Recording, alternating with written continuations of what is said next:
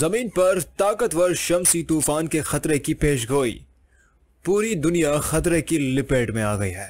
सूरज से उठने वाला तूफान जमीन से कब टकराएगा?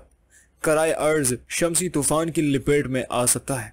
सूरज की सतह से उठने वाले प्लाज्मा और मकनातीसी लहरों के असरात 3 से 4 दिन तक जमीन पर आने का खदशा है। इस पार्कों ने पूरी दुनिया को खबरदार कर दिया है।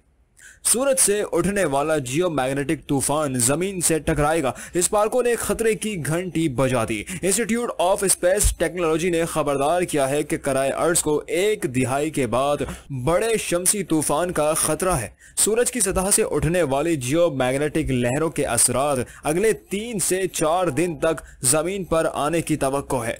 सूरज से खारिज होने वाले मवाद और तवानाई की वजह से जियोमैग्नेटिसी तूफान जमीन के रास्ते पर रवां दवा है, जिससे सैटेलाइट्स, पावर ग्रिड और खलाई स्टेशन भी खतरे में है।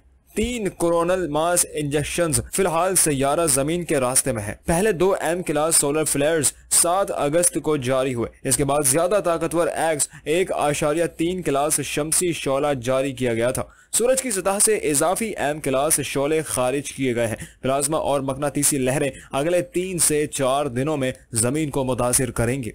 इस पार्कों ने सूरज की सतह की खुसूसी तस्वीर जारी की है, जिनमें मुमकिना शमसी तूफान के जमीन की जानिब बढ़ने का इंतबाह दिया गया है। जैसे जैसे सूरज अपनी चोटी की सरगर्मी तक पहुंचता है, जमीन को शमसी तूफान के बढ़ते हुए खतरे का सामना करना पड़ता है, जो रेडियो ब्लैकआउट का सबब बन सकता है, सेलुलर फोन और GPS नेटवर्क में खलल डाल सकता है और यहाँ तक के सैटेलाइट और पावर ग्रिड को भी नुकसान पहुंचा सकता है।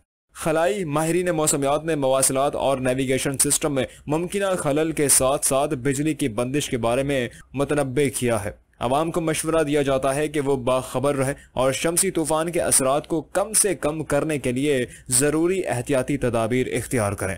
मज़ीद अपडेट्स के लिए देखते रहिए हक पाकिस्तान ट्रेंड।